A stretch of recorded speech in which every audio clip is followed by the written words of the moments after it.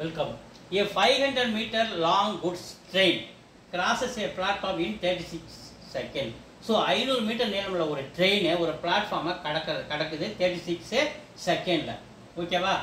If the length of the platform is 220 meter, அந்த platform உடைய length வந்து 220 metre, then what is the speed of the goods train in kilometer per hourல கேட்குறாங்க.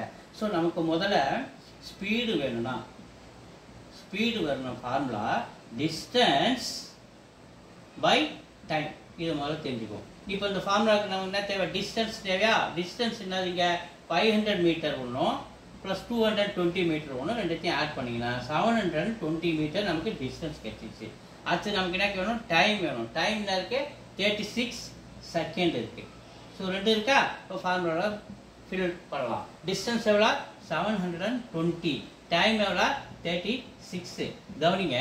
So முதல்ல இதை cancel பண்ணுறேன். 36 70 2 times, அப்போ நமக்கு ஆன்சர் 20 கிடைக்குதா?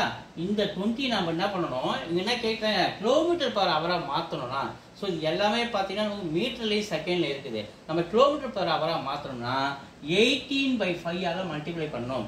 அதுவே கிலோமீட்டர் பர் ஹவர்லேருந்து நம்ம மீட்டர் பர் செகண்டாக மாற்றோம்னா 5/18 நம்ம மல்டிப்ளை பண்ணணும். தலைகீழ இது நம்ம கிலோமீட்டர் பர் ஹவராக மாற்றும் போது 18/5 நம்ம மல்டிப்ளை பண்ணணும். 5 டேபிள் ஆச்சா? 4 times 4 into 80 72 kilometer. So 72 kilometer distance. What is the speed of the goods? Speed of the goods வந்து 72 kilometer per hour. So எங்க இருக்கு? B இருக்கு. B is answer. Thank you.